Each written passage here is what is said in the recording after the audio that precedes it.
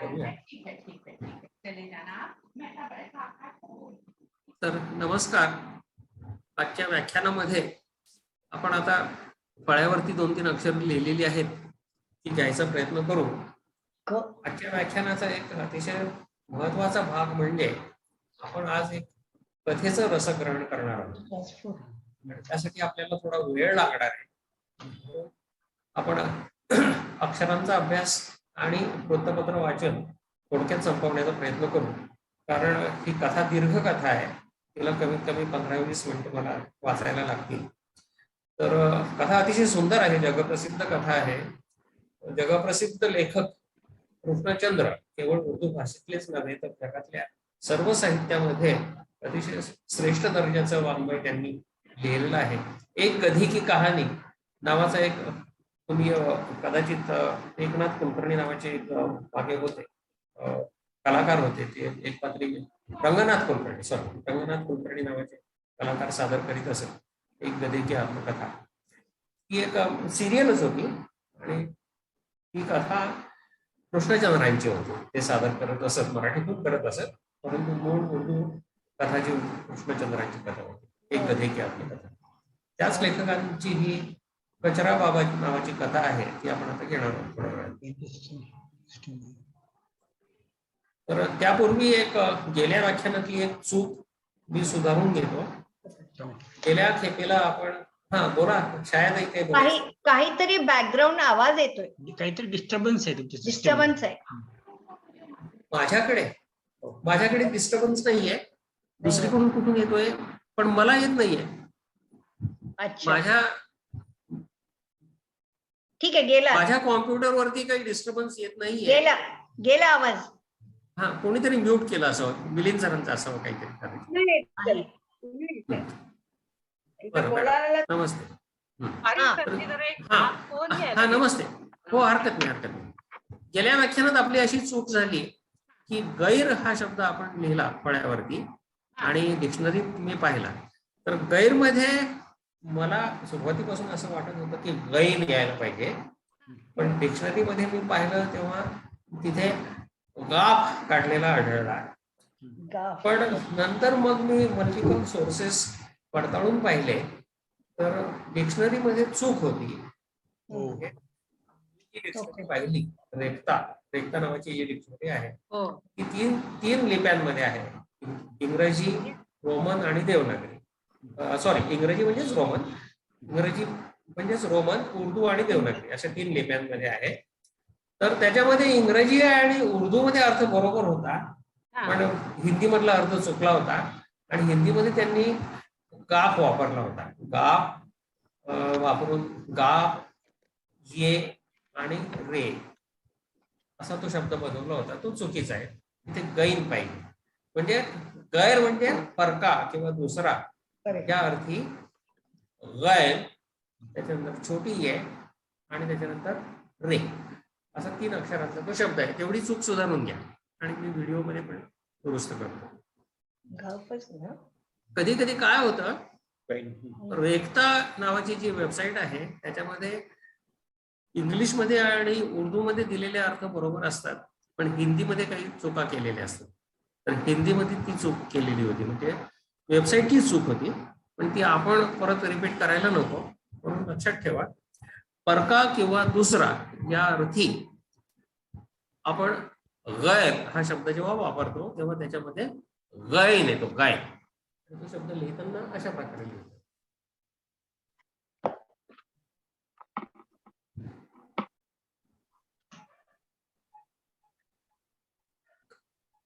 Gain, ये आणि रे. ठीक आहे, आता आपण आजच्या व्याख्यानाला सुरुवात करू. आता आज आपण फे,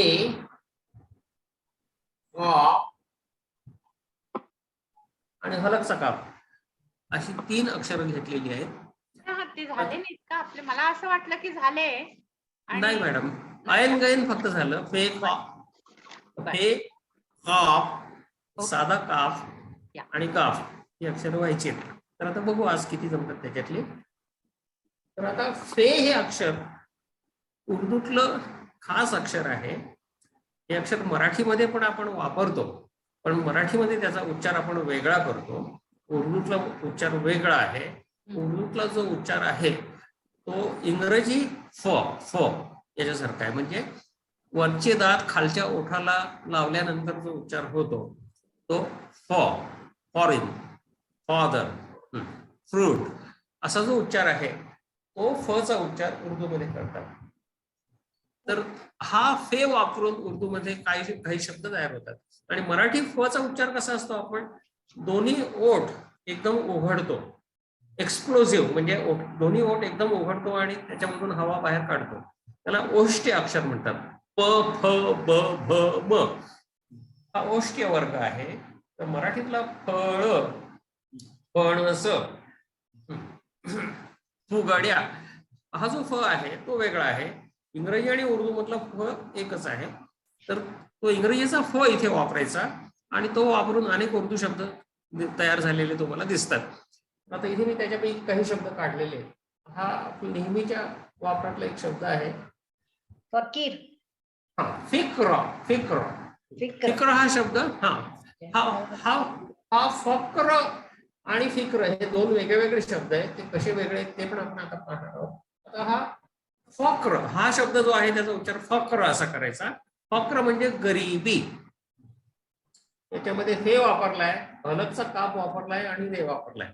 फक्र म्हणजे गरिबी आणि फकीर म्हणजे मुस्लिम साधू किंवा संन्यासी, म्हणजे गरीब माणूस ज्याच्याकडे काही संपत्ती नाहीये, निर्धन आहे, सर्वसंग परित्याग केलेला आहे, असा जो आपल्या हिंदू संदेशांसारखा मुस्लिम धर्मात जो असतो त्याला फकीर म्हणतात.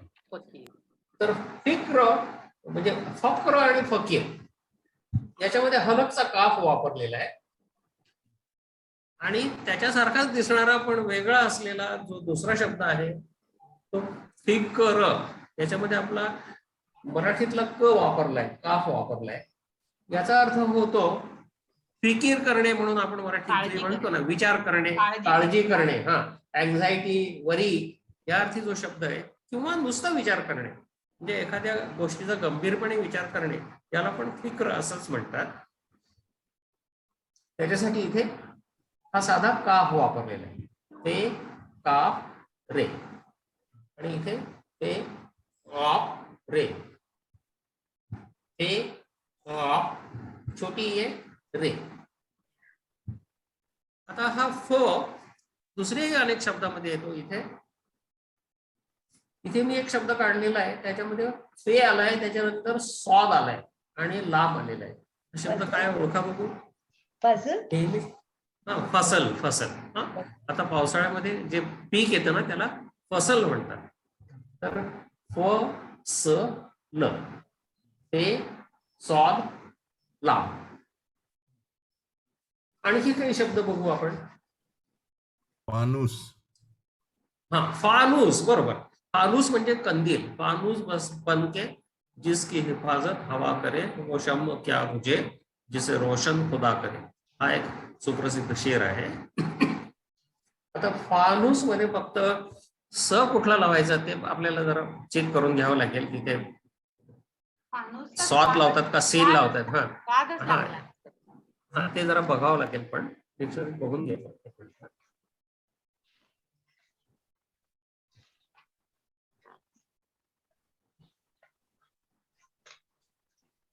फानूस मध्ये सीन आहे बरं का, सीन सीन सीन लावलेला आहे. फानूस हा शब्द कसा लिहा? फ आणि अलिफ, ला अलिफ जोडला, त्याच्यानंतर ल ला आपल्याला वाव जोडावा लागेल कारण हा दीर्घ आहे, आणि शेवटी सीन. फानूस. तो त्याला जोडला नाही जाणार, विराळा नाही वाटणार. फानूस आता इथे दीर्घ उ असल्यामुळे आपल्याला तिथे काही जोडता येत. काहीच जोडता येत नाही, वाव काढलेला आहे. फनकार. बरोबर. फन म्हणजे छंद किंवा कला. आणि आता फन हा शब्द असा कलामध्ये लिहितात. फनकार. आणि आता फनकार. कार काढण्यासाठी इथे का म्हणजे साधा काप त्याला अलेप जोडलाय आणि पुढे रे. कार हा पर्शियन भाषेमधला कर्म करणे संस्कृत वरूनच आलेला आहे. तो संस्कृत सारखाच आहे, पण कर्म सर किंवा हा करणे. फनकार काफला जोडणार नाही न? हा जोडता येईल ना, जोडता येईल. फनकार हा. जोडता येईल. पण हे दोन वेगवेगळे शब्द, मुळामध्ये हे दोन वेगळे वेगळे शब्द अच्छा, आहेत. अच्छा. त्यामुळे ते आणि कार. हा. हा ते ओके. एकत्र जोडतात की नाही ते बघावं लागेल. हा. कारण मुळामध्ये हा दोन शब्दांचा संधी आहे. हा. Okay okay. पण कार. जोडायची पद्धत असेल तर ते जोडता येईल. पण इथे डिक्शनरीमध्ये ते एकत्र जोडलेले नाही आहेत, सेपरेट ठेवलेले आहेत. आणि तसं खूप आहे सर उर्दू मध्ये, म्हणजे जोडले जात नाहीत. जर वेगळे हा वेगळे शक्यतो आणि जोडत सत्री नाही. असेल तरी सुद्धा ते वेगवेगळेच लिहिले जातात. हा तर फवारा लिहून टाका. फवारा. हा फवारा. फवारा. हा फवारा हा शब्द ह्याच्यामध्ये पण फे येणार. फवारा. आता इथे फेला आपण वाव जोडलेला आहे आणि आता इथे डबलिंग झालेलं आहे, त्याच्यासाठी तशदीदची साईन आपण देतो इथे वरती. तर त्या डब्ल्यू ला काय म्हणतात सर? तसदीद. तशदीद. तसदीद. डब्ल्यू म्हणायचं आपण. फवारा. ओके. ह्याला म्हणतात तशदीद. याला पण आलिफ जोडायचा. राला नाही. हा वाला. वा वा. फवारा. वा त्याच्यानंतर रे येईल आणि त्याला परत अलिफ जोडला जाईल. अलिफ अलिफ जोडला नाही, अलिफ जोडला जाईल फवारा. किंवा हे जोडलं जाईल. हे फवारह असं सुद्धा आपल्याला म्हणता येईल. फुरसत. फुरसत. हा फुरसतचं फक्त मला तिथे स्वाद येतो का सीन येतो ते बघून घ्यावं लागेल. फुरसत.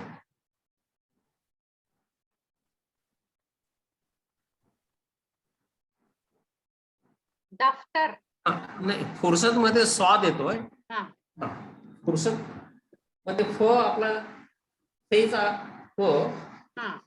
आणि स मात्र स्वाद येतो. त्यामुळे तो शब्द लिहिताना इथे स्वाद काढावा लागेल. फुरसत. फुरसत. अशा प्रकारे लिहिला जाईल. फुरसत सत ना हे नाहीये ना, काना नाहीये ना, सॉरी. बरोबर आहे. फक्त स्वाद आणि न. याच्या वरती तुम्ही पेश घेऊ शकता. हा. फुरसत. म्हणजे उकारी. फर्द. फर्द म्हणजे काय? माणूस, व्यक्ती, एक इसम म्हणजे याला फर्द म्हणतात. फर्द. अच्छा. फर्द. फलसफा. फलसफा हा सुद्धा याच्यासारखा शब्द आहे. फलसफा म्हणजे फिलॉसॉफी. इंग्रजीमध्ये त्याला फिलॉसॉफी म्हणतात. उर्दूवरूनच आलेला आहे तो, ऍक्च्युअली अरबी भाषेवरूनच इंग्रजीमध्ये पण आलेला आहे.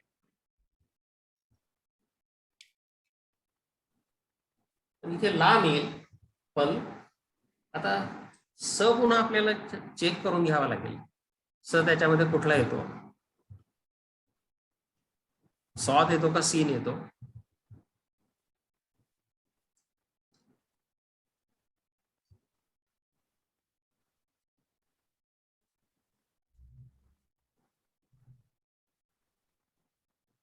त्यांचं स्पीड जास्त होतं. हो ना. नाही पण आपण सुरुवातीला अभ्यास काही करत होतो त्यामुळे फलसफामध्ये सीन आलेला आहे सीन आणि त्याच्यामध्ये परत हे झालेलं आहे फलसफा आणि शेवटी हे आलेलं आहे. तुला ते फास्ट लिहिता येईल. मग आता इथे लांबला सीन जोडायचा, त्याच्यानंतर फल पुन्हा फे काढायचा आणि शेवटी हे.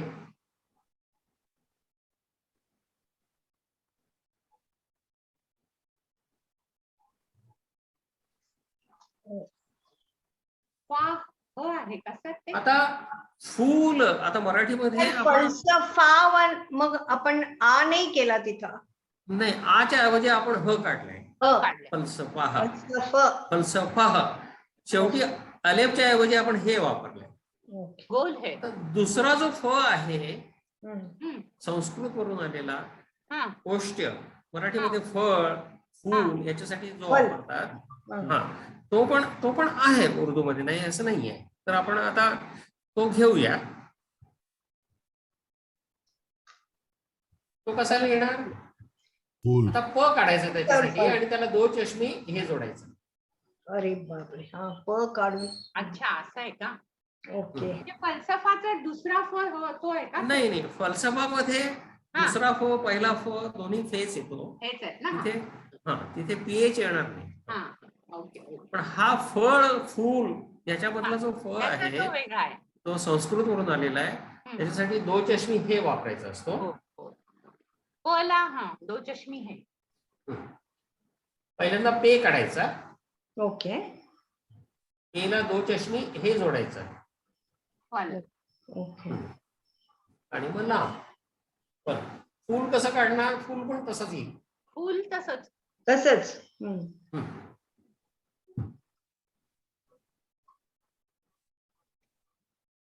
फल फूल फैलना फसाना हे जे प्युअर हिंदीचे जे शब्द उर्दूमध्ये आलेले आहेत त्याच्यामध्ये हा फ वापरला जातो. फोडना. सफर मध्ये आपण नाही सफर मध्ये नाही येणार. सफर मध्ये फे येईल. नाही हा तो नाही येणार.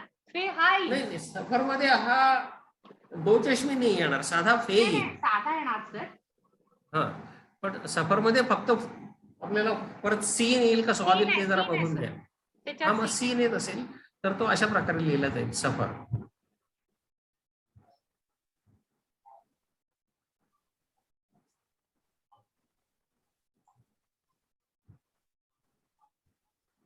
तर मराठी फूल आणि अजून हिंदी एक गंमत. मराठी आणि हिंदी फूल एकच आहे. त्याच्यामध्ये फ वापरला जातो. ओष्ठ्य फ प ह म्हणजे दो चष्मी हे त्याच्यामध्ये वापरला जातो. आता इथे अजून एक गंमत आहे. सफर नावाचा एक अरेबिक महिना आहे, त्याचं स्पेलिंग मात्र वेगळं आहे. म्हणजे इस्लामी कॅलेंडर मध्ये मुहर्रम हा पहिला महिना आणि सफर हा दुसरा महिना आहे. पण त्या सफरचं स्पेलिंग स्वाद लावतात तिथे. सफर असं त्याचा उच्चार होतो. म्हणजे जिभेचा मागचा भाग वरच्या मोलरला टेकला जातो.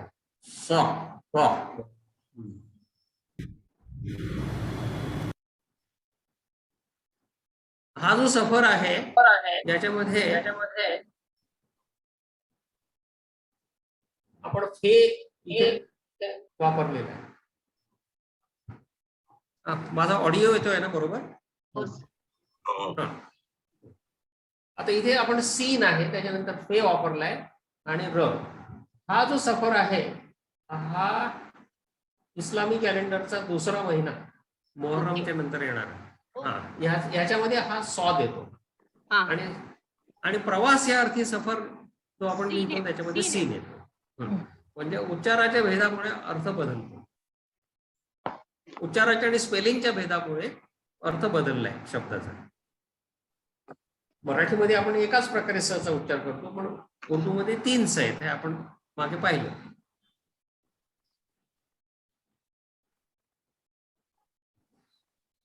आता आपण फारसी.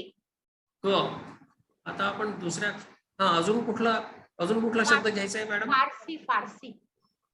फारसी. बरोबर. पर्शियन या अर्थी फारसी हा शब्द वापरतात.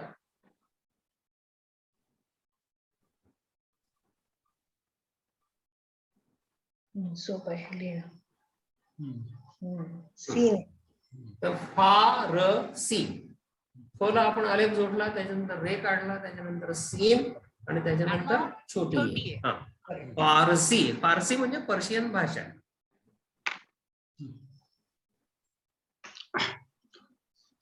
फिरंगी. फिरंगी मध्ये पण हाच येईल. हेच येईल त्याच्यामध्ये पण.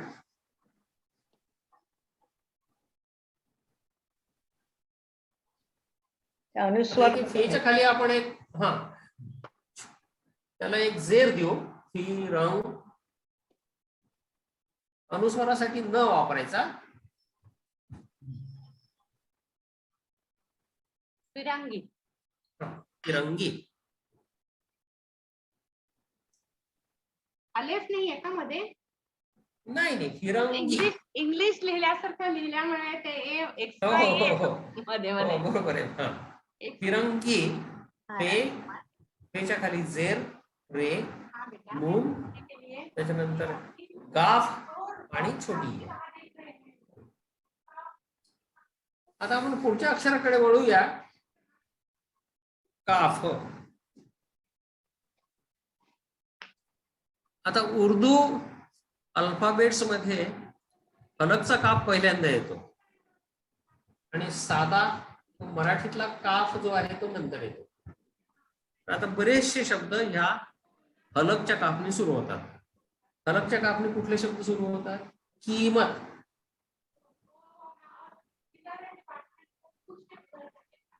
अगर एडमिट कर लेते हैं तो ठीक है, नहीं तो बेटा घर चले जाना, कल मैं सुबह में पूछ के बता देती हूँ. हाँ गैस्ट्रोएंट्रल. हाँ वो गैस्ट्रो का पेपर निकाला है ना. किमत. गैस्ट्रो का पेपर निकाला. आता इथे हलकचा काफ खेमत. ऍक्च्युली त्याचा उच्चार असा हलक नाही करायला पाहिजे. खेमत. किमत. कयामत मध्ये पण हाच शब्द येतो. हा हलकचा काफच येतो. कयामत. याच्यासाठी इंग्रजीमध्ये क्यू हे अक्षर वापरतात. देखो आप 20A में जाओ मैं बोलते. हाँ आप 20A में जाओ मैं बोलते. किमत. कयामत. 20A में जाओ. किस्मत. किस्मत म्हणजे नशीब. याच्यासाठी पण हाच शब्द वापरलेला आहे. हेच अक्षर वापरलेले आहे.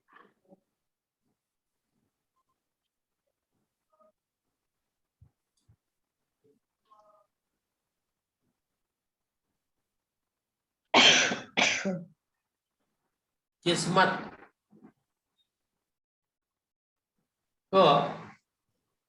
हलकचा काफ, त्याच्या खाली जेर, त्याच्यानंतर सीन, मीम आणि ते. किस्मत. इश्क. इश्क म्हणून जो शब्द आहे त्याच्यामध्ये ऐन वापरतात सुरुवातीला. त्याच्यानंतर जी छोटी ये, शीन आणि शेवटी हलकचा काफ. अशा प्रकारे हलकचा काफ बऱ्याच ठिकाणी वापरला जातो. जिथे जिथे उर्दू मध्ये ख लिहिलेलं आहे म्हणजे क्यू लिहिलेलं आहे इंग्रजीमध्ये हॅलो. तिथे. हा नमस्कार सर. आता उर्दूचा क्लास चालू आहे. एक अर्धा तासाने करू सर मी तुम्हाला. Okay okay.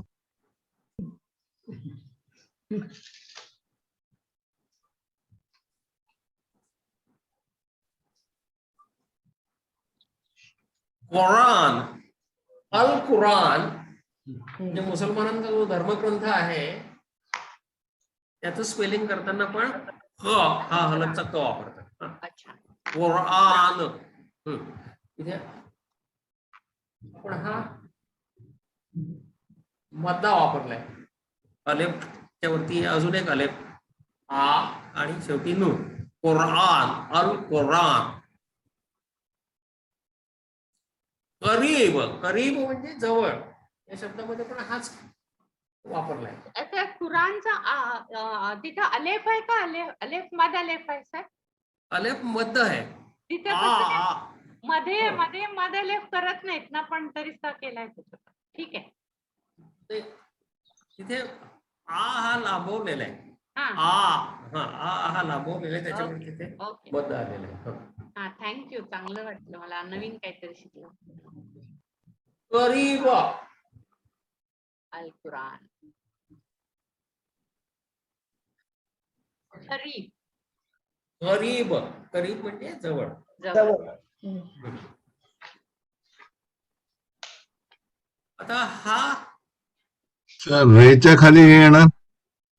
री साठी गरीब. हा करीब. इथे आपण अच्छा. दीर्घ ई आलेली त्याच्यामुळे आपण हा ये वापरलाय. म्हणजे बशीच्या खाली छोटा ये वापरलाय. करीब. गरीब, गरीब मध्ये जसा वापरतात ना तसंच इथे गरीब मध्ये गाय लिहिली आहे, बापच्या जागी गाय लिहिली, गरीब.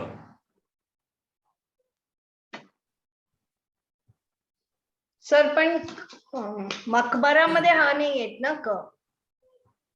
हा मकबरामध्ये ते आता मला जरा डिक्शनरी पाहावी लागेल, मकबरा हा शब्द कसा लिहितात एक्झॅक्टली. साधा का पडणार मकबरा. हा.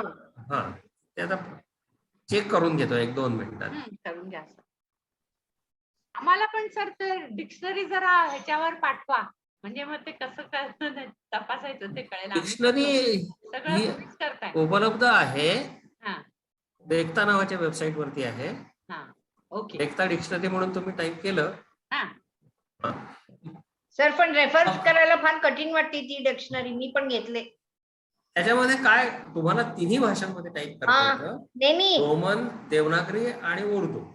ते बरोबर आहे, पण आपल्याला उर्दूचा शब्द माहित असतोय, पण वाचता कुठे येते एवढं अजून. तुम्ही मराठीमध्ये देवनागरीमध्ये टाईप करा मकबरा अच्छा. असं टाईप केल्यानंतर तुम्हाला तिथे त्याचं उर्दू स्पेलिंग आणि उच्चार आणि अर्थ, किंवा नेहमी इंग्रजीमध्ये घेतलंय. MA. हार्ड आता प्रिंट घेऊन घेतले मी, हार्ड कॉपी आहे. हार्ड कॉपी घेतली आहे, हा. मग ती तुम्हाला पानं उलटून प्रत्येक वेळेला सर्च करावं लागेल. हो हो.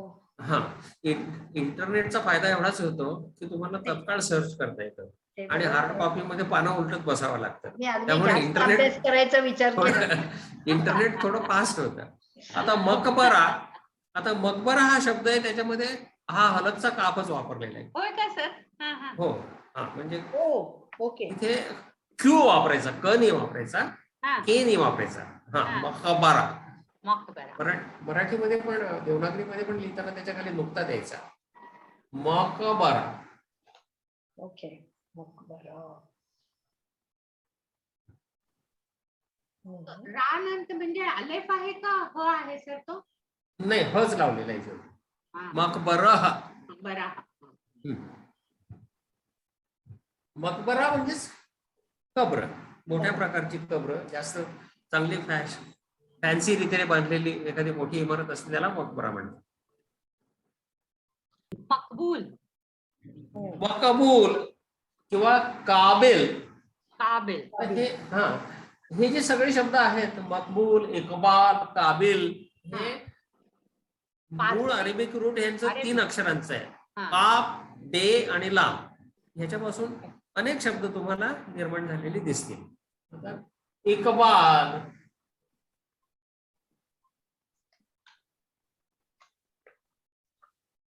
लाम. इकबाल म्हणजे कबूल करणारा. कबुली. मकबूल म्हणजे लोकप्रिय, पॉप्युलर. मकबूल म्हणजे काय? लोकप्रिय. लोकप्रिय. नो. काबिल. काबिल म्हणजे समर्थ, कॅपॅसिटी असलेला, काबिल. हे सगळे शब्द जे आहेत त्याच्यामध्ये हा 2 नुक्तेवाला हलकचा काप येतो. पण याचा अर्थ साधा काप नाहीच आहे. उर्दूमध्ये असं पण नाहीये, साधा काप पण अनेक शब्दामध्ये वापरलेला असतो. तर कुठल्या शब्दांमध्ये साधा काप येतो ते आपण पाहूया. आपण ह्या हलकच्या कापची बरीच किताब. किताब. किताब, कबाब ह्याच्यामध्ये सगळा साधा काप आहे.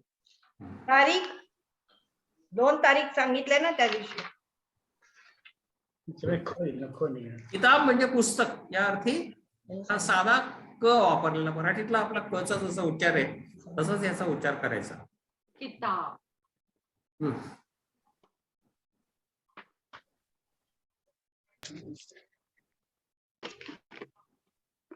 मक्का, काबा ह्या शब्दांमध्ये पण हाच साधा क येतो, तिथे हलकचा क येत नाही. सर. हा हो. आता मक्का हा शब्द लिहिताना कसा लिहितात, म आणि क.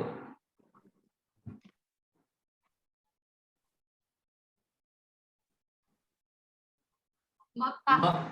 क ह. मक्का. मक्का. तो मक्का. तस्दीक.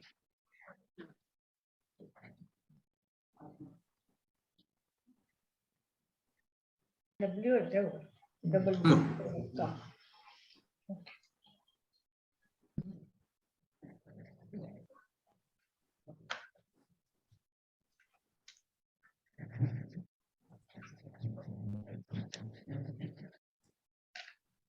कहाणी मध्ये हाच का येतो? हा, कहाणी तर आता संस्कृत पासूनच आलेला आहे. कथा, कहाणी.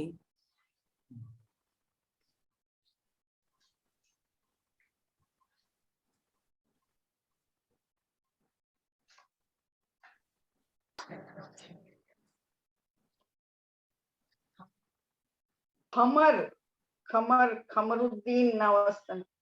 तर एक विसरलंय, हा. मी सुद्धा चुकले. न ला जेव्हा बडी लागते तेव्हा नून असा होतो, उभा होतो. ते मी पण थोडा वाकडा काढला होता. हा, कहाणी बरोबर आहे. हा, कहाणी बरोबर आहे, तुम्ही काढलेली. हा. म्हणजे ते मुद्दाम सांगण्यासाठी की जेव्हा न ला बडी हे लागते तेव्हा उभा होतो. तेव्हा तो उभा होतो, ती बशी अशी व्हर्टिकल होती. उभी होते. हा, तुम्ही कुठला शब्द शैलाजी ताई? खमरुद्दीन. हा, कमरुद्दीन. क इथे क म र असा तो शब्द आहे. कमळ. कमर म्हणजे चंद्र. हा. कमर उद्दीन. आता इथे अल लावायचा आणि दिन त्याच्या पुढे येईल.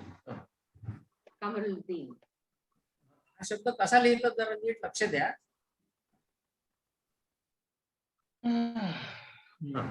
कमर अल दीन. कमर पुन्हा लिहितो मी जरा, इथे जागा कमी. अल-दीन. क म र कमर अल अल-दीन.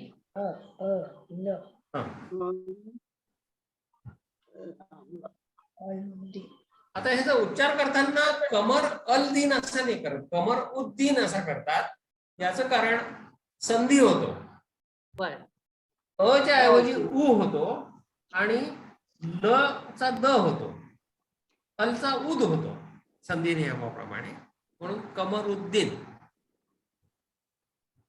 आता हा संधी नियम जर आपल्याला शिकायचा असेल तर त्याच्यासाठी सन लेटर्स आणि मून लेटर्स असे दोन प्रकारचे लेटर्स उर्दूमध्ये आहेत. म्हणजे अरेबिक पासूनच आलेले आहेत. अरेबिक मध्ये 14 अक्षर, अरेबिक मध्ये एकंदर 28 अक्षर आहेत. त्याच्यापैकी 14 अक्षर ही सन लेटर्स म्हणजे सूर्य अक्षर आणि 14 अक्षर ही मून लेटर्स चंद्र अक्षर. साधारणपणे दंत्य आणि तालव्य जी अक्षर आहेत त, श, स, र ही सगळी अक्षर जी आहेत, ल ही अक्षर आहेत ती सन लेटर्स मध्ये मोडतात आणि कंठी आणि ओष्ठी अक्षर जी आहेत ती मून लेटर्स मध्ये येतात.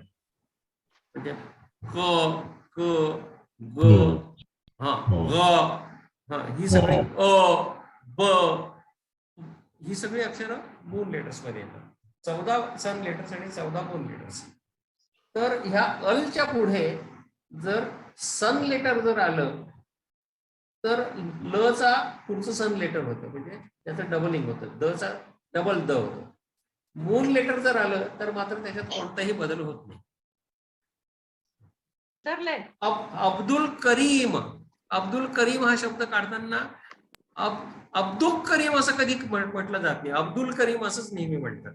याचं कारण क हे मून लेटर आहे.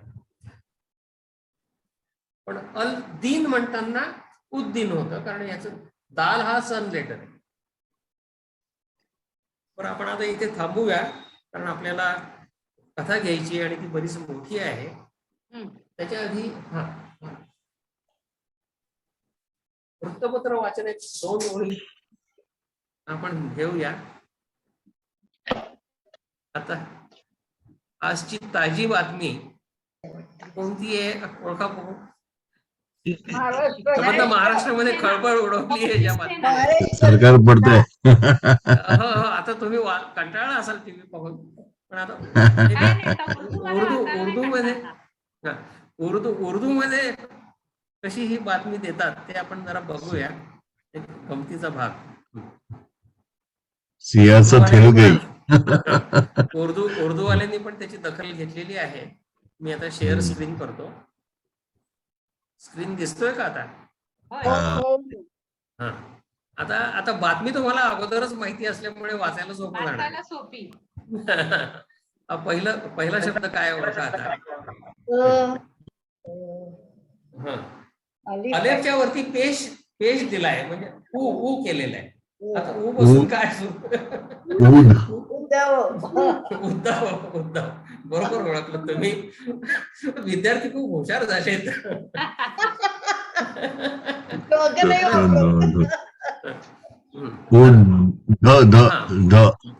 हा. आता इथे बघा उद्धव कसा लिहिलाय तो जरा बघा.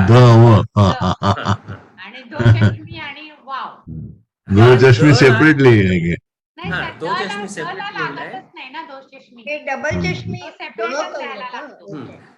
आता हा अलेफला पेज दिलाय, दाल काढलाय, त्याच्यानंतर दो चष्मी हे आणि व. उद्धव की. उद्धव हा, नाही आता नाही उद्धव. आता इथे व हा सेपरेट अक्षर उधो असं नाही येते, म्हणून त्यांनी वच्या वरती परत एक वाव दिलेला वाव आहे. काढलाय. सेपरेट आहे. हा, सेपरेट आहे हे दाखवण्यासाठी उद्धव. बर. आता पुढचं जे आहे ते मी तुम्हाला वाचून दाखवतो. य क व यक्का असं आहे ते. य ला काप जोडलाय आणि पुढे हे काढलेलं आहे. यक्का व तनहा असं येते. असा हा शब्द आहे, जरा थोडा अपरिचित आहे म्हणून मी वाचून दाखवला. यक्का व तनहा म्हणजे यक्का म्हणजे एकटा. एकटा आणि तनहा. तनहा म्हणजे पण एकटा, म्हणजे जोडीला कोणी नाहीये. हा, म्हणजे एकटाच. यक्का व तनहा म्हणजे ऑल अलोन, म्हणजे एकटाच राहिलेला आहे, त्याच्या जोडीला कोणी नाहीये. उद्धव यक्का व तनहा.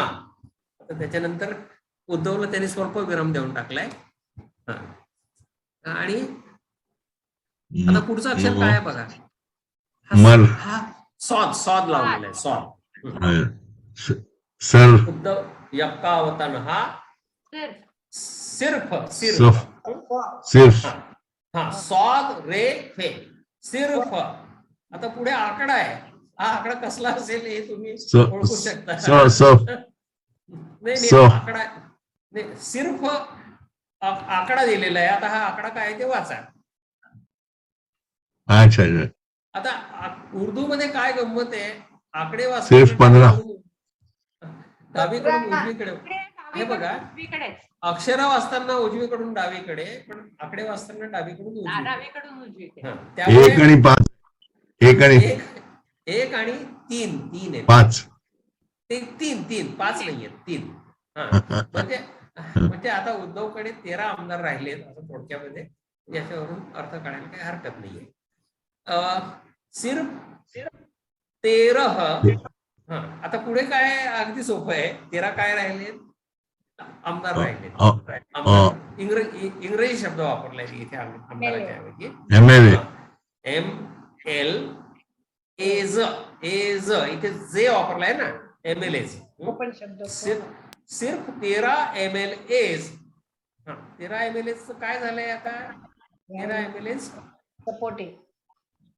मग इथे आता स ला काना सा आणि त आणि दो चष्मी हे काय असावं बरं? 7. बरोबर. उद्धव यक्का व तनहा सिर्फ 13 MLAs 7 हैं. आता इथे है कसा काढलाय लक्ष द्या. छोटी हे त्याला ए जोडलाय आणि नून गुणलाय. हैं. उद्धव यक्का व तनहा सिर्फ 13 MLAs 7 हैं.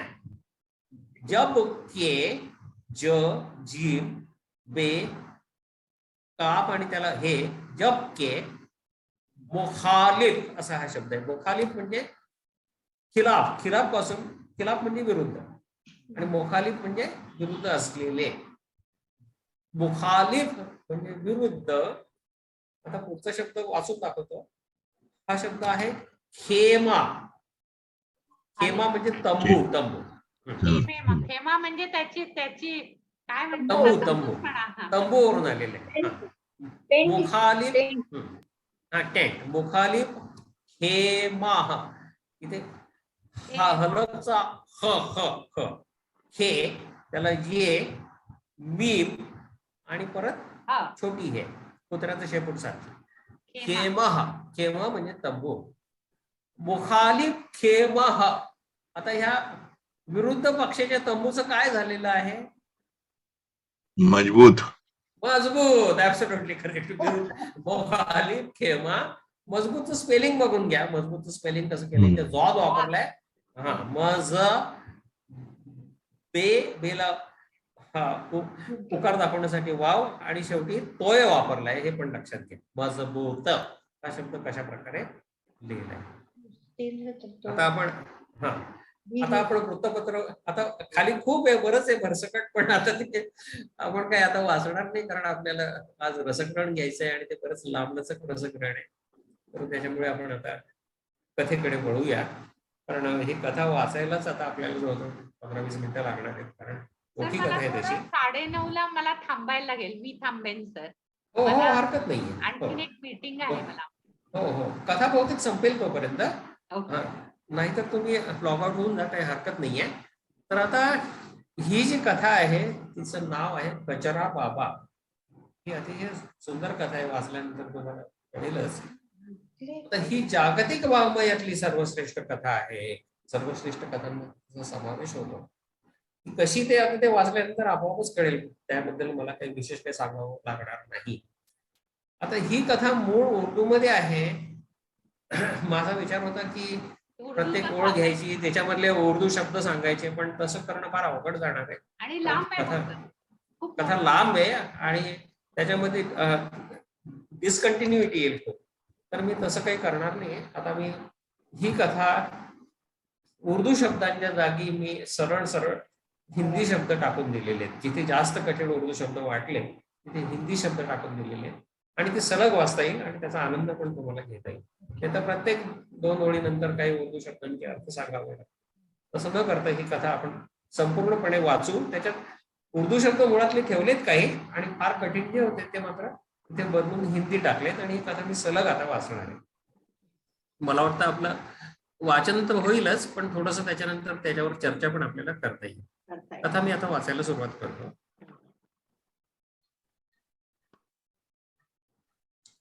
कथेचं शीर्षक आहे कचरा बाबा हा माझं बोलणं आपल्याला सगळ्यांना नीट ऐकू येते हो ठीक हा तर कथेला आता सुरुवात करू कथेची पार्श्वभूमी पण म्हटले नाही नाही कचरा बाबा असंच शीर्षक आहे त्या कथेचं आणि काय काय अर्थ आहे कचरा बाबाचा ते कळेलच तुम्हाला माहिती सर मी वाचली कथा ती अतिशय सुंदर कथा है तो मैं आता वाचन शुरुआत करूं जब वह अस्पताल से बाहर निकला तो उसकी टांगे कांप रही थी और उसका सारा बदन भीगी हुई रुई का बना हुआ मालूम होता था और उसका जी चलने को नहीं चाहता था वही फुटपाथ पर बैठने को चाहता था सच कहे तो उसे अभी 1 माह और अस्पताल में रहना चाहिए था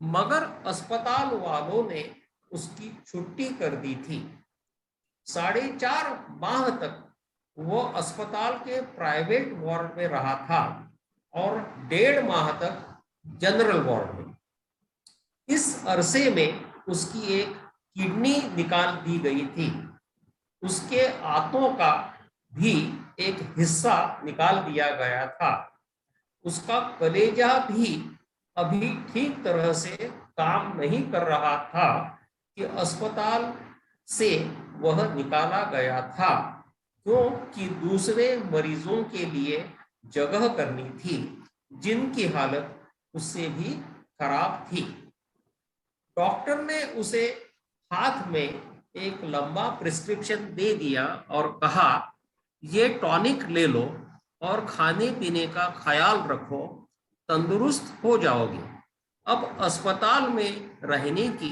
कोई जरूरत नहीं है मगर मुझसे चला नहीं जाता डॉक्टर साहब, उसने कमजोर आवाज में अपना निषेध व्यक्त किया। घर जाओ, चंद दिन पत्नी तुम्हारी सेवा करेगी, बिल्कुल ठीक हो जाओगे। बहुत ही धीरे धीरे लड़खड़ाते हुए कदमों से फुटपाथ पर चलते चलते उसने सोचा, घर, मगर मेरा घर है कहाँ? चंद माह पहले मेरा एक घर जरूर था, एक पत्नी भी थी जिसे एक बच्चा होने वाला था। वो दोनों उस आने वाले बच्चे की कल्पना से किस तरह खुश होते थे। होगी दुनिया में ज्यादा आबादी, मगर वो तो उन दोनों का पहला बच्चा था और उनकी उत्कंठा और खुशी से मालूम होता था जैसे वह बच्चा दुनिया का सबसे पहला बच्चा होगा। दुलारी ने अपने बच्चे के लिए बड़े खूबसूरत कपड़े सिए थे और अस्पताल में लाकर उसे दिखाए थे, और उन कपड़ों की नर्म सतह पर हाथ फेरते हुए उसे ऐसा महसूस हुआ था जैसे वह अपने बच्चे को बाहों में लेकर उससे प्यार कर रहा है। मगर फिर अगले चंद महीनों में बहुत कुछ लूट गया। जब उसकी किडनी का पहला ऑपरेशन हुआ तो दुलारी ने अपने जेवर बेच दिए कि ऐसे ही मौकों के लिए होते हैं। लोग यह समझते हैं कि गहने औरत की सुंदरता को बढ़ाने के लिए होते हैं, वह तो एक विपत्ति का सहारा होते हैं। पति का ऑपरेशन, बच्चों की शिक्षा, लड़की की शादी, ये बैंक ऐसे ही मौकों के लिए खुलता है और खाली कर दिया जाता है।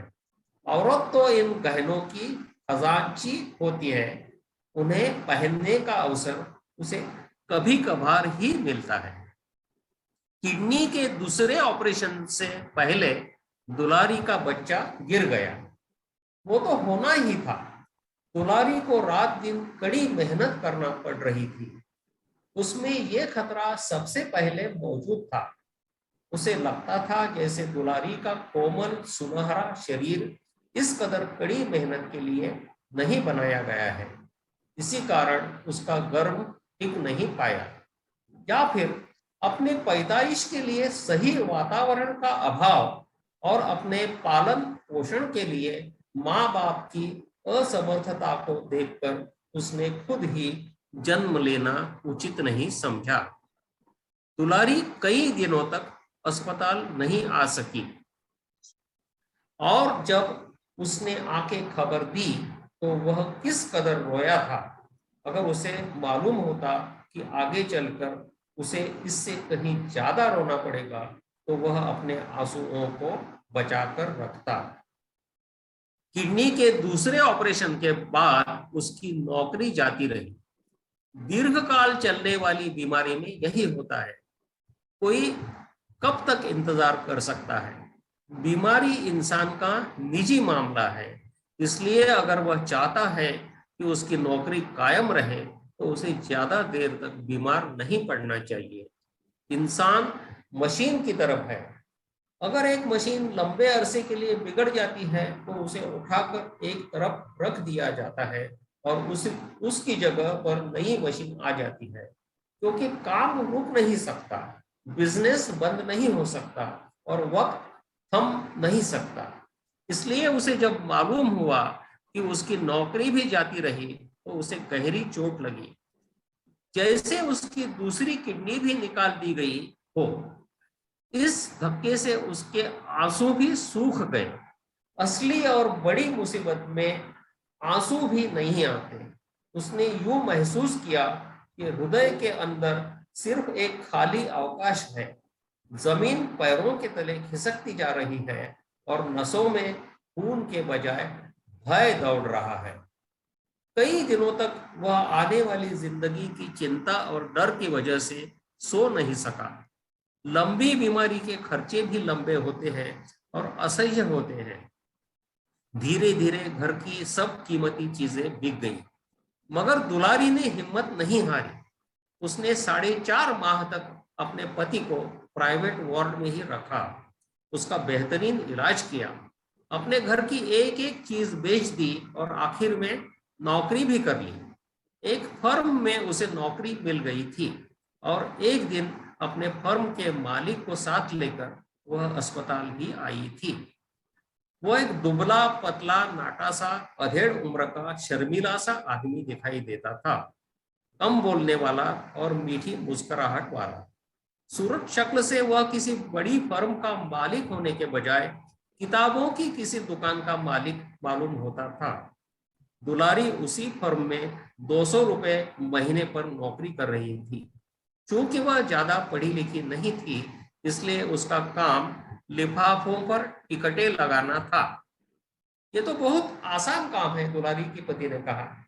फर्म का बॉस बोला, काम तो आसान है, मगर जब दिन में 500-600 खतों पर टिकटें लगाना पड़े तो इसी तरह का बहुत आसान काम बहुत मुश्किल हो जाता है। दुलारी ने मुस्कुराकर कहा, वाकई बहुत थक जाती हूँ। और फर्म की बॉस ने उससे कहा, अच्छे हो जाओ तो तुम अपनी बीवी के बजाय टिकटें लगाया करना, मैं यह काम तुम्हें सौंप दूंगा। जब फर्म का बॉस जाने लगा तो दुलारी भी उसके साथ चली गई। उसने महसूस किया कि आज दुलारी के कदमों की आवाज में एक अजीब सा आत्मविश्वास है। उसका बदन किसी फूलदार शाख की तरह महक रहा है। कमरे से बाहर निकलते हुए बॉस ने दुलारी के लिए एक हाथ से दरवाजा खोला और फिर वह विनयशीलता से दुलारी को दरवाजे से बाहर जाने की दावत देते हुए जरा सा झुका और एक क्षण के लिए उसका दूसरा हाथ दुलारी की कमर पर रोका। दुलारी के पति को फर्म के बॉस के पहले हाथ की कृति तो पसंद आई, लेकिन उसने अपने दिल को ये कहकर समझाया कि कभी कभी एक हाथ जो करता है वो दूसरे हाथ को मालूम नहीं होता, और फिर ये भी हो सकता है कि उसे आंखों का धोखा हुआ हो, सिर्फ एक गलतफहमी। इसलिए उसने निश्चिंत होकर अपनी आंखें बंद कर ली और नरम नरम तकियों पर अपना सिर टिकाकर ग्लूकोज के इंजेक्शन का इंतजार करने लगा। उसका तीसरा ऑपरेशन अस्पताल के जनरल वार्ड में हुआ था।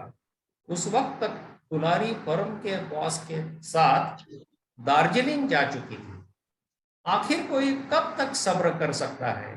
जिंदगी छोटी सी है और जिंदगी की बहार उससे भी छोटी होती है। जब भावनाएं आवाहन करती हैं और आंखों में चांद उतर आते हैं, जब उंगलियों में शोलों का स्पर्श मालूम होता है और सीने में मीठा मीठा सा दर्द होता है, जब चुंबन भौरों की तरह होठों की पंखुड़ियों पर गिरते हैं और गर्दन की सुराही किसी की गर्म गर्म सांस की मध्यम आंच को तरसती है, ऐसे में कोई कब तक फिनाइल और पेशाब की बू सूंघे, थूक और पीप और लहू का रंग देखे और मौत के दरवाजे तक जाती हुई और लौट कर आती हुई सिसकियां सुने? आखिर सहनशीलता की भी एक हद होती है, और 20 बरस की लड़की कब तक सहती रहेगी, जिसकी शादी को अभी 2 साल भी न हुए थे और जिसने अपने पति के साथ मुसीबतों के सिवा और कुछ देखा ही न था। वो अपने सपनों की डोर से बंधी बंधी दार्जिलिंग चली जाए तो इसमें किसी का क्या दोष? और वो उस मंजिल से गुजर चुका था कि वह किसी को दोषी ठहरा सके। इतनी चोटें लगातार उस पर पड़ी थी कि वो अब बिल्कुल बावला गया था, सन्नाटे में आ गया था। वो बिल्कुल चुपचाप था। अब उसकी मुसीबतों और तकलीफों में किसी तरह की कोई संवेदना या आंसू नहीं रह गया था। बार बार हथौड़े की चपेटे खा कर उसका दिल धातु के एक पत्थर की तरह बिल्कुल संज्ञाहीन हो गया। इसलिए आज जब उसे अस्पताल से निकाला गया तो उसने डॉक्टर से किसी मानसिक अस्वास्थ्य की शिकायत नहीं की। उसने उससे ये नहीं कहा कि अब वह इस अस्पताल से निकलकर कहाँ जाए। अब उसका कोई घर नहीं था, कोई बीवी नहीं, कोई बच्चा नहीं, कोई नौकरी नहीं। उसका दिल खाली था, उसकी जेब खाली थी और उसके सामने एक खाली और सपाट भविष्य था। मगर उसने ये सब कुछ नहीं कहा था। उसने सिर्फ ये कहा था, डॉक्टर साहब मुझसे चला नहीं जाता। बस यही एक हकीकत थी जो उसे इस वक्त याद थी। बाकी हर बात उसके दिल से मिट चुकी थी। उस वक्त चलते चलते वह सिर्फ ये महसूस कर सकता था कि उसका शरीर गीली रुई का बना हुआ है। उसके रीढ़ की हड्डी किसी पुरानी मरियल चारपाई की तरह बज रही है। धूप बहुत तेज है, रोशनी तीरों की तरह चुभती है। आसमान पर एक मैले और पीले रंग का वार्निश गिरा हुआ है और वातावरण में गंदगी मक्खियों की तरह भनभना रही है और लोगों की निगाहें गंदे लहू और पीप की तरह उसके शरीर से चिपचिपा कर रह जाती है। उसे भाग जाना चाहिए कहीं पर। इन बिजलियों के लंबे लंबे तारों वाले खंभे, उनके दरमियान से गुजरने वाले रास्तों से दूर भाग जाना चाहिए। और उसे अपनी माँ की याद आई जो मर चुकी थी, अपना बाप याद आया जो मर चुका था, अपना भाई याद आया जो अफ्रीका में था। सन सन सन एक ट्राम उसके करीब से गुजरने लगी, बिजली के तारों से घसीटती हुई। उसे लगा जैसे वह उसके जिस्म के अंदर घसीटती हुई जा रही है और वह पूरे ट्राम को अपने अंदर चलता हुआ महसूस कर सकता था। उसे ऐसा लगा जैसे वह कोई इंसान नहीं, एक घिसा पिटा रास्ता है। देर तक वो चलता रहा, हाँफता रहा और चलता रहा। अंदाज से एक धुंधली सी दिशा को पकड़कर चलता रहा, जिधर कभी उसका घर था। हालांकि उसे मालूम था कि अभी उसका कोई घर नहीं है, मगर वह जानते हुए भी उधर ही चलता रहा, घर जाने की आदत से मजबूर होकर।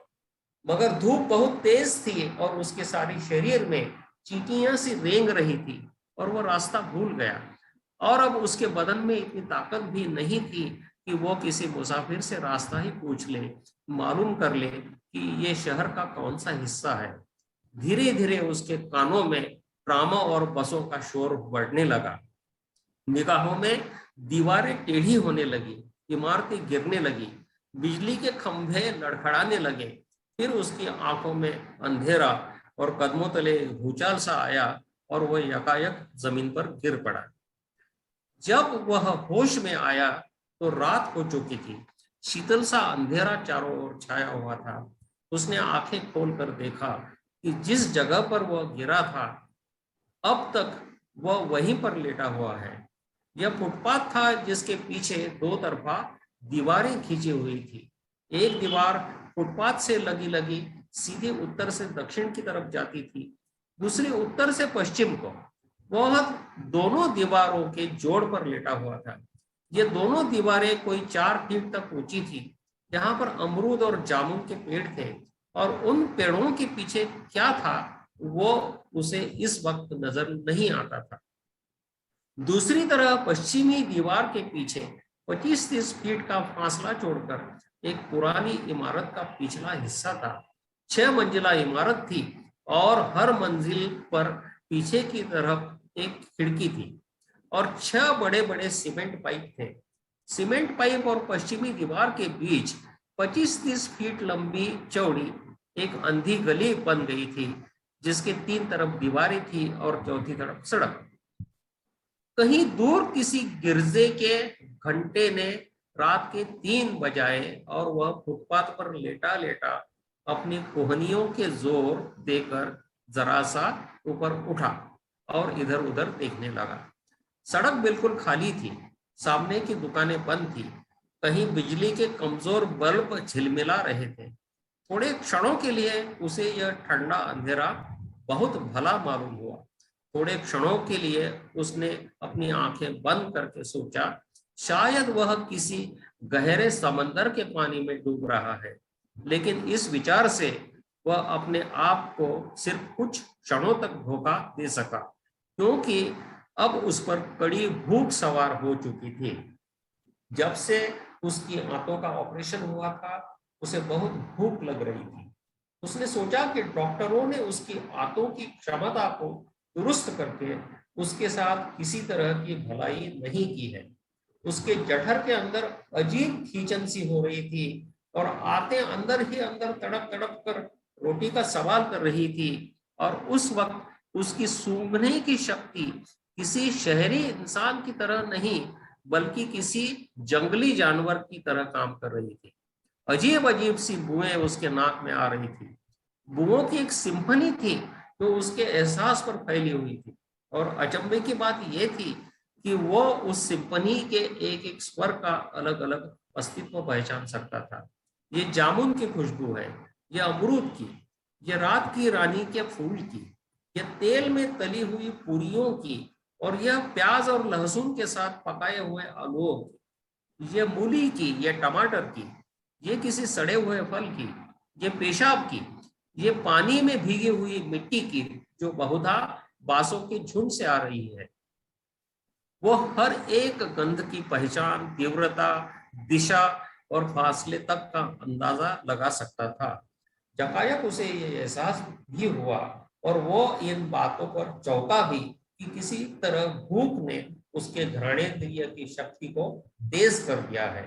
मगर इस बात पर ज्यादा सोचने की बजाय उसने उस तरफ घसीटना शुरू कर दिया जिधर से उसे तेल में तली पूरियों की और लहसुन के साथ पकाए हुए आलूओं की बू आ रही थी। वो धीरे धीरे अंधी गली के अंदर घसीटने लगा क्योंकि उसके बदन में चलने की शक्ति बिल्कुल नहीं थी। हर दम उसे ऐसा महसूस हो रहा था जैसे वह गहरे पानी में डूब रहा हो, और फिर उसे ऐसे महसूस होता था जैसे कोई धोबी उसकी आंतों को पकड़कर मरोड़ रहा है।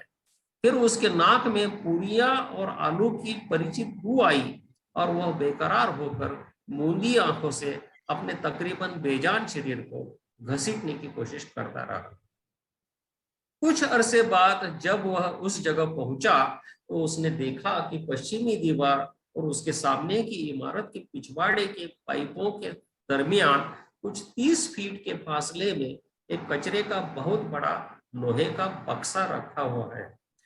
यह बक्सा कुछ 15 फीट चौड़ा होगा और 30 फीट लंबा, और इसमें तरह तरह का कूड़ा करकट भरा है।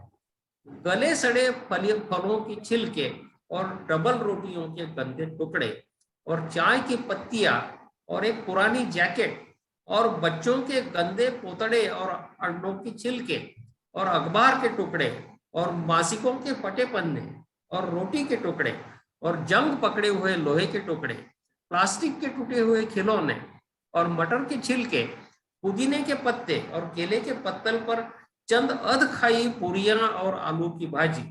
पूरियों और आलू की भाजी को देखकर उसकी आंखें जैसे उबल पड़ी। उसने कुछ क्षणों के लिए अपने अधीर हाथ रोक लिए, लेकिन वातावरण की बदबू के मुकाबले में शीघ्र ही पूरी और भाजी की आमंत्रक खुशबू इस तरह तेज होती गई जिस तरह सिम्फनी में यकायक कोई एक स्वर तेज हो जाए। संस्कृति की आखिरी दीवार ढह गई और उसके कांपते अधीर हाथों ने केले के उस पत्तल को दबोच लिया और वह एक भूखे जानवर की तरह उन पूरियों पर टूट पड़ा।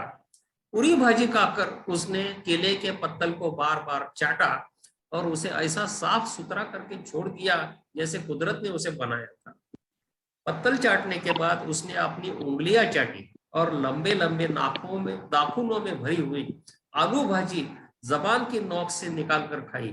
और जब उससे भी तसल्ली न हुई तो उसने हाथ बढ़ाकर कूड़े के ढेर को खंगेलते हुए उसमें से पुदीने के पत्ते निकाल कर खाए और मूली के 2 टुकड़े और एक आधा टमाटर अपने मुंह में डालकर मजे से उसका रस पिया।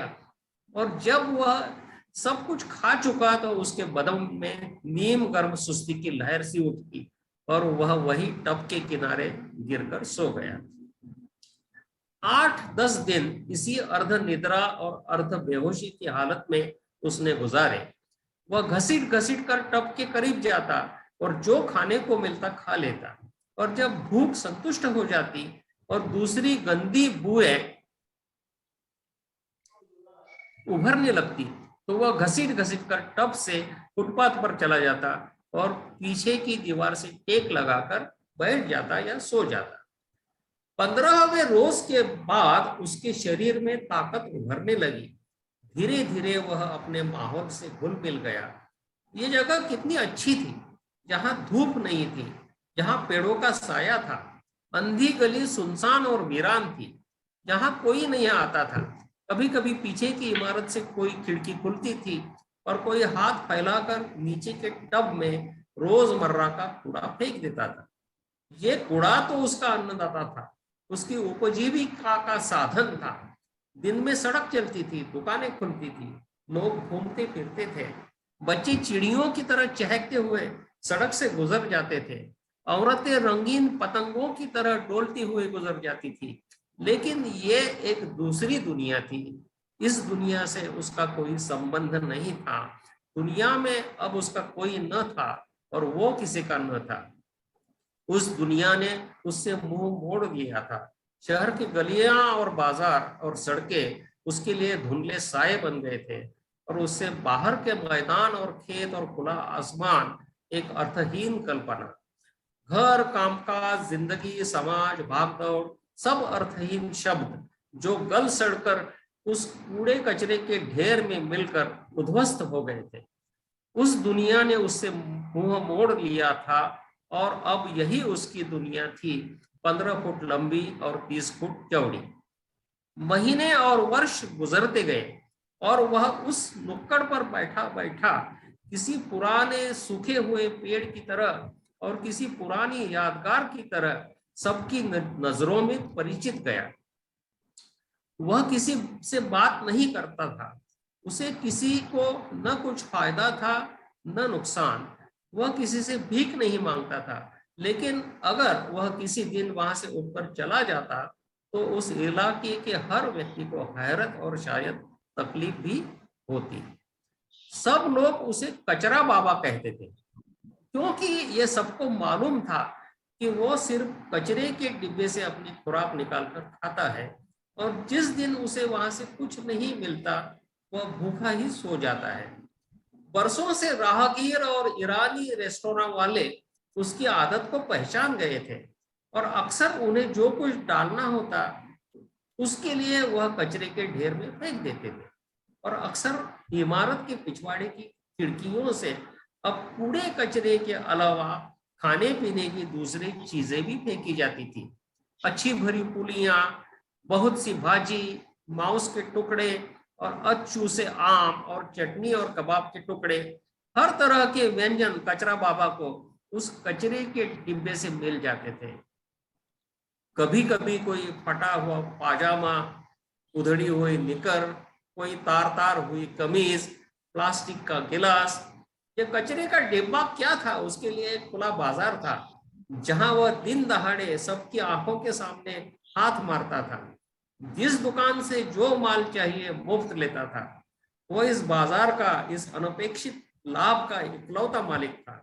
शुरू शुरू में चंद भूखी बिल्लियों और खुजली भरे कुत्तों ने उसका तीव्र विरोध भी किया, मगर उसने मार मार कर सबको बाहर निकाल दिया था और अब वह इस कचरे के डिब्बे का इकलौता मालिक था और उसके हक को सबने मान्यता दे दी थी।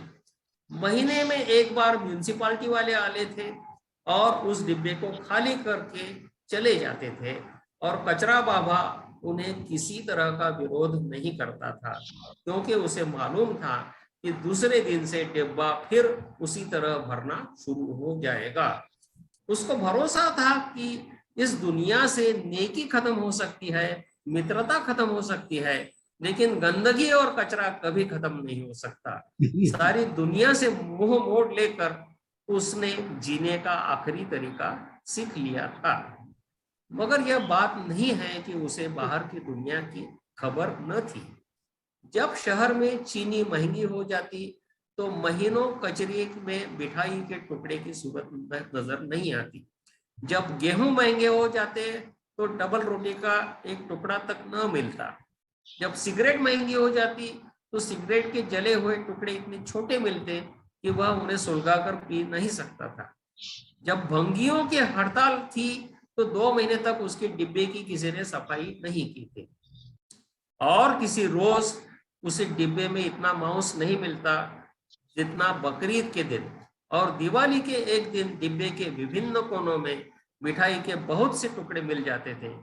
बाहर की दुनिया की कोई घटना या दुर्घटना ऐसी न थी जिसका सुराग वह कचरे के डिब्बे से हस्तगत नहीं कर सकता था। दूसरे महायुद्ध से अवरोधों की गुप्त बीमारियों तक, लेकिन बाहरी दुनिया से उसे अब किसी तरह की दिलचस्पी न रही थी। 25 साल तक उस कचरे के डिब्बे के किनारे बैठा बैठा अपनी उम्र गुजारता रहा। रात दिन महीने वर्ष उसके सर से हवाओं की लहरों की तरह गुजरते गए और उसके सर से बाल सूख सूख कर बड़ की शाखाओं की तरह लटकने लगे। उसकी काली दाढ़ी खिचड़ी हो गई।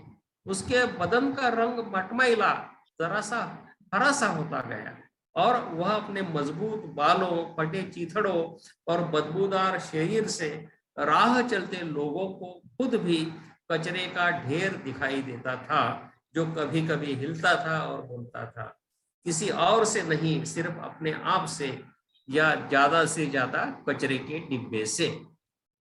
कचरा बाबा उन लोगों से कुछ नहीं कहता था, लेकिन उनकी परेशानी को देखकर दिल में जरूर सोचता था कि इस दुनिया में कौन है जो किसी दूसरे से बातचीत करता है। इस दुनिया में जितनी बातचीत होती है इंसानों के दरमियान नहीं होती, बल्कि अपने अहम और उसकी किसी आवश्यकता के बीच होती है। जो दोस्तों के दरमियान भी जो बातें होती है वो दरअसल एक तरह का स्वगत भाषण ही होता है। ये दुनिया एक बहुत बड़ा कचरे का ढेर है जिसमें से हर व्यक्ति अपनी गरज का कोई टुकड़ा, फायदे का कोई छिलका या मुनाफे का कोई चिथड़ा दबोचने के लिए हर वक्त तैयार होता है। और कहना होगा, ये लोग जो मुझे नफरत से देखकर गंदा भिखारी समझते हैं, जरा अपनी आत्मा के पिछवाड़े में तो झांक कर देखे, वहां इतनी गंदगी भरी है जिसे सिर्फ यमराज ही उठाकर ले जाएगा। इसी तरह दिन पर दिन गुजरते गए। मुल्क आजाद हुए, मुल्क गुलाम हुए, हुकूमतें चली गई, मगर यह कचरे का डिब्बा वहीं का वहीं रहा और उसके किनारे बैठने वाला कचरा बाबा उसी तरह आधी बेहोशी आधी सुस्ती की अवस्था में दुनिया से मुंह मोड़े हुए फोटो के अंदर अंदर ही कुछ बड़बड़ाता रहा और कचरे के डिब्बे को खंगोलता रहा। एक रात अंधी गली में जब वह डिब्बे से कुछ फीट के फासले पर दीवार से पीठ लगाए अपने फटे चिथड़ों में दबका हुआ सो रहा था, उसने रात के सन्नाटे में एक भयानक चीख सुनी और वह हड़बड़ाकर नींद से जागा। फिर उसने एक और जोर की चीख सुनी और वह घबराकर कचरे के डिब्बे की तरफ भागा जिधर से चीखें सुनाई दे रही थी। कचरे के डिब्बे के पास जाकर उसने टटोला तो उसका हाथ किसी नरम नरम मांस खंड से जा टकराया और फिर एक जोर की चीख बुलंद हुई। कचरा बाबा ने देखा कि डिब्बे के अंदर डबल रोटी के टुकड़ों, चबाई हुई हड्डियां, पुराने जूतों, कांच के टुकड़ों, आम के छिलकों और ठर्रे की टूटी हुई बोतलों के दरमियान एक नवजात बच्चा नंगा पड़ा है और अपने हाथ पांव हिलाकर जोर जोर से चीख रहा है। थोड़े क्षणों तक कचरा बाबा अचंभे में डूबा हुआ खंबे की तरह उस नन्हे इंसान को देखता रहा जो अपने छोटे से सीने की पूरी ताकत से अपने आगमन की घोषणा कर रहा था। कुछ क्षणों तक वह चुपचाप परेशान फटी फटी आंखों से उस दृश्य को देखता रहा। फिर उसने तेजी से आगे झुककर कचरे के डिब्बे से उस बच्चे को उठाकर अपने सीने से लगा लिया और जल्दी से उसे अपने फटे चीथड़ों में छुपा लिया। मगर बच्चा उसकी गोद में जाकर भी किसी तरह चुप न हुआ।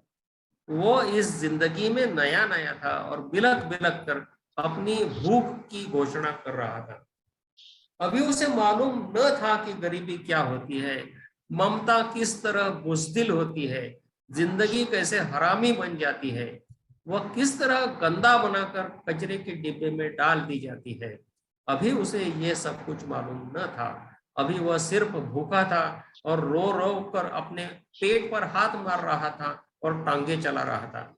कचरा बाबा की समझ में कुछ न आया, वह कैसे इस बच्चे को चुप कराए। उसके पास कुछ न था, न दूध न चूसनी, उसे तो कोई लोरी भी याद न थी।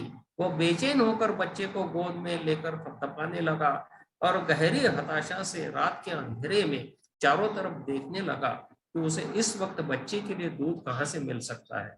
लेकिन जब उसकी समझ में कुछ नहीं आया तो उसने जल्दी से कचरे के डिब्बे से आम की एक गुठली निकाल दी और उसका छोर बच्चे के मुंह में दे दिया। अध खाए हुए आम का मीठा मीठा रस जब बच्चे के मुंह में जाने लगा तो वह रोता रोता चुप हो गया और चुप होते होते कचरा बाबा की बाहों में सो गया। आम की गुठली खनक कर जमीन पर गिर पड़ी और अब बच्चा उसकी बाहों में बेखबर सो रहा था। आम का पीला पीला रस अभी तक उसके नाजुक होठों पर था और उसके नन्हे से हाथ ने कचरा बाबा का अंगूठा बड़े जोर से पकड़ रखा था।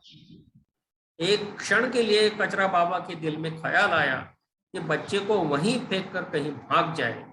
धीरे से कचरा बाबा ने उस बच्चे के हाथ से अपने अंगूठे को छुड़ाने की कोशिश की, मगर बच्चे की पकड़ बड़ी मजबूत थी। कचरा बाबा को ऐसे महसूस हुआ जैसे जिंदगी ने उसे पकड़ लिया है और धीरे धीरे झटकों से अपने पास बुला रही है। यकायक उसे दुलारी की याद आई और वो बच्चा जो उसकी कोख में कहीं खो गया था, और यकायक कचरा बाबा फूट फूट कर रोने लगा। आज समंदर के पानियों में उतने बिंदु नहीं थे जितने आंसू उसकी आंखों में थे।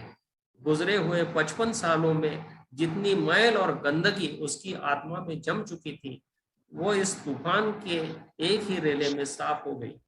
रात भर कचरा बाबा उस नवजात बच्चे को अपनी गोद में लिए बेचैन और बेसब्र होकर फुटपाथ पर टहलता रहा, और जब सुबह हुई और सूरज निकला तो लोगों ने देखा कि कचरा बाबा आज कचरे के डिब्बे के पास नहीं है, बल्कि सड़क के पार नई बन रही इमारत के नीचे खड़ा होकर ईंटें ढो रहा है, और उस इमारत के करीब गुलमोहर के एक पेड़ की छांव में एक फूलदार कपड़े में लिपटा हुआ एक नन्हा बच्चा मुंह में दूध की चूसनी लिए मुस्कुरा रहा है।